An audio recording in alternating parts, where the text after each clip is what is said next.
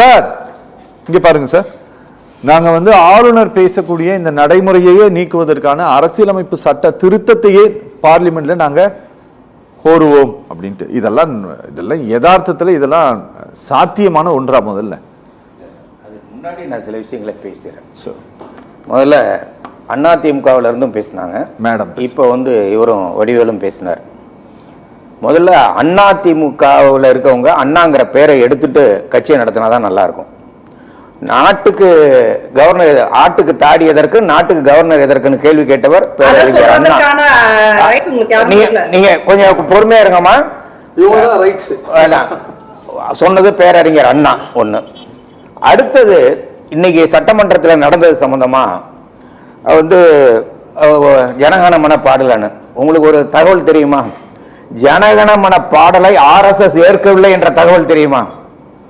அந்த பாடலை நாங்கள் பாட மாட்டோம் என்று சொன்னவர்கள் அந்த இன்னைக்கு திடீர்னு ஜனகணமன மேல திராவிடர் கழகம் பெரியார் அவருடைய குரலை விட என்னுடைய குரல் ஓசை அதிகம். நல்லா ஞாபகம் வச்சுங்க. இப்பதான் கத்துனீங்களா சார்? நீங்க அரசியல் நாகரிகத்தோட பேசுங்க. முதல்ல ஜனகணமன பாட மாட்டேன்னு எதிர்த்தவங்க அவங்கதான். கான்ஸ்டிடியூண்ட் அசம்பிளிலே பிரச்சனை வந்திருக்கு. நம்பர் 1. அடுத்தது ஜனகணமன பாடமாதனாலதான் நான் போனேன்னு சொன்னது ஒரு வடிகட்டிய பொய். அதுல ஒண்ணு எந்த சந்தேகமும் இல்லை. நல்லா நீங்க கவனிங்க. ஒரு நாடகம், ஒரு கபட நாடகத்தை சட்டமன்றத்தில் 3வது முறையாக நம்முடைய ஆளுநர் நிறைவேற்றி இருக்கிறார். அதுதான் உண்மை. நீங்க ஒரு ஆளுநர் வந்து ரொம்ப நல்ல எண்ணத்தோட வந்து தமிழ்நாடு சட்டமன்றத்தில் அந்த உரையை படிக்க வந்த மாதிரி தோணல. ஒரு நாடகத்தை ஏற்கனவே அரங்கேற்றி விட்டு வந்திருக்கிறார். 9:32க்கு சட்டமன்றத்தை விட்டு வெளியே போறாருங்க.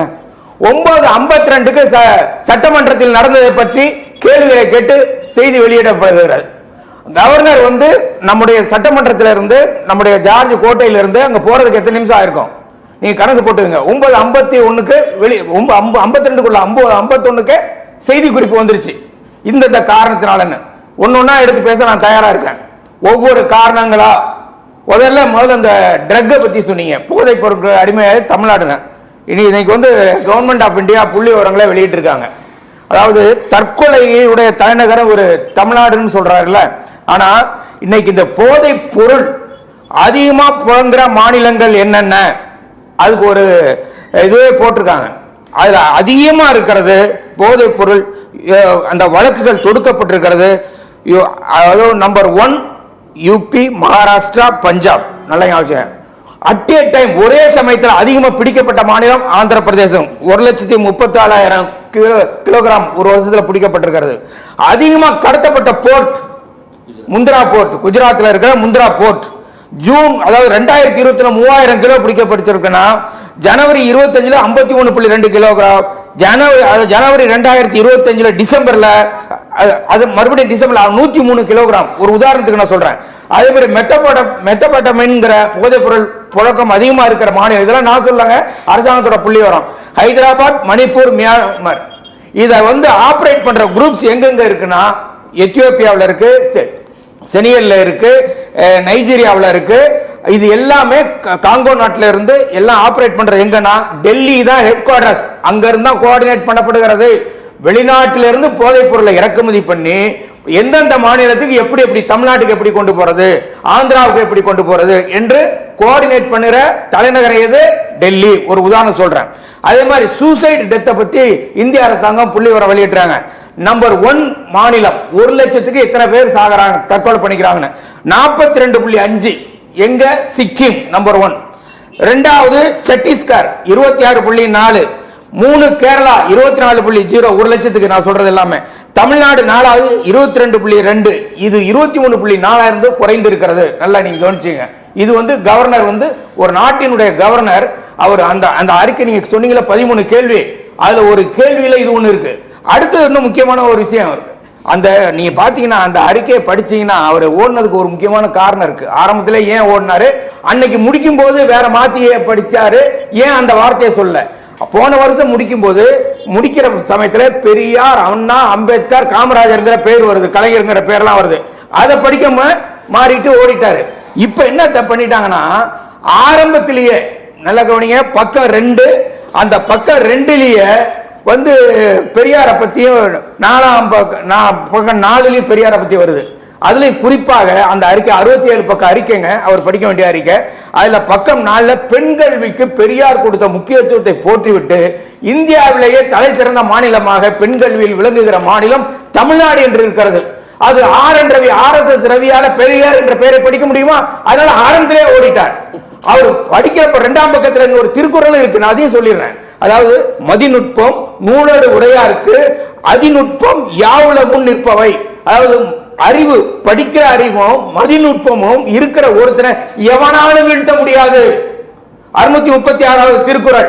இது இன்னைக்கு வந்து கவர்னருக்கும் பொருந்தும் என்று நினைக்கிறேன். இவரால் இப்படி எல்லாம் வீழ்த்த முடியாது. ஒரு தேர்ந்தெடுக்கப்பட்ட அரசாங்கத்துக்கு உதவி செய்பவர் தான் கவர்னர்.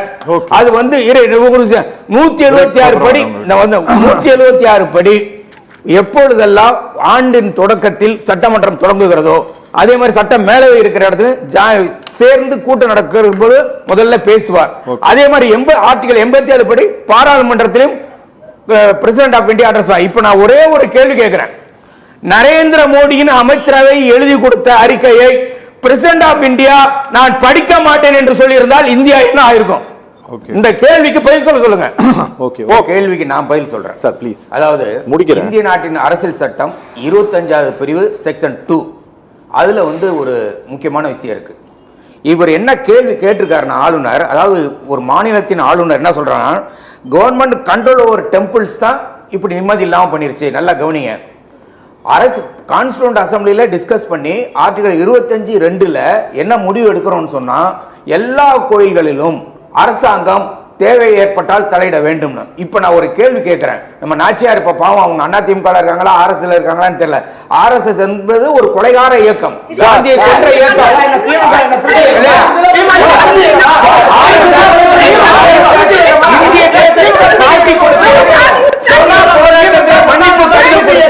வெள்ளைக்காரர்கள் பென்ஷன் வாங்கிய இயக்கம் RSS சேர்ந்த இயக்கம்.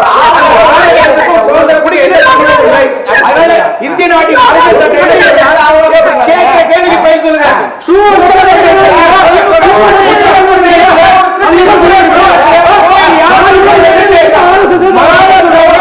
யார் கண்ட்ரோல்ல இருக்கு? ஆந்திர பிரதேசல கோயில் யார் கண்ட்ரோல்ல இருக்கு? அங்க எல்லாம் இதே போல ஒரு இலாகா இடிக்கிறதா? இது மாதிரி இடிக்கிறதா? யார் இடிச்சா? நீ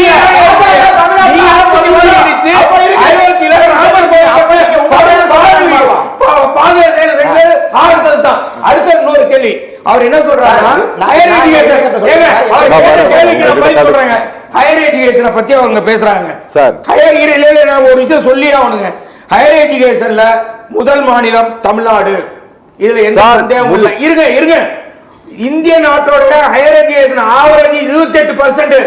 தமிழ்நாட்டோட ஆவரேஜ் கிட்டத்தட்ட அந்த ஏஐசிடி சேர்மன் அவர் சொல்றாரு, higher education professor Sivaraman 50 Tamil Nadu கடந்து விடும் என்று சொல்லுகிறார். சார் இது இப்ப டிஎம்கே வந்த பிறகு இல்ல, ஏடிஎம்கே இருந்த போதே நம்ம தான் தொடர்ந்து திடீர்னு ஆனா இப்ப இன்க்ரீஸ் ஆயிருக்கு உண்மை.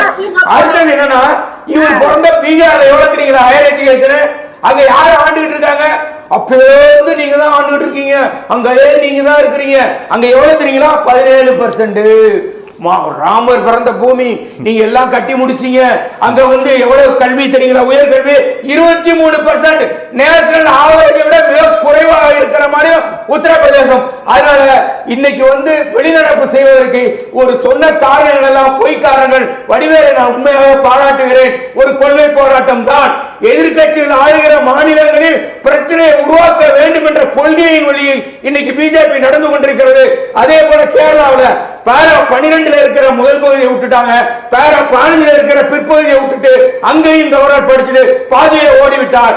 அப்ப எதிர்கட்சி ஆளுகிற மாநிலங்களில் ஒரு கொள்கை நிலையை எடுத்து அவர்கள் எதிர்க்கிற காரணத்தினால் அவர்களுக்கு பிரச்சனை உருவாக்குவதற்காக RSS திட்டமிட்டு ஒரு நாடகத்தை, கபட நாடகத்தை நடத்தி கொண்டிருக்கிறது.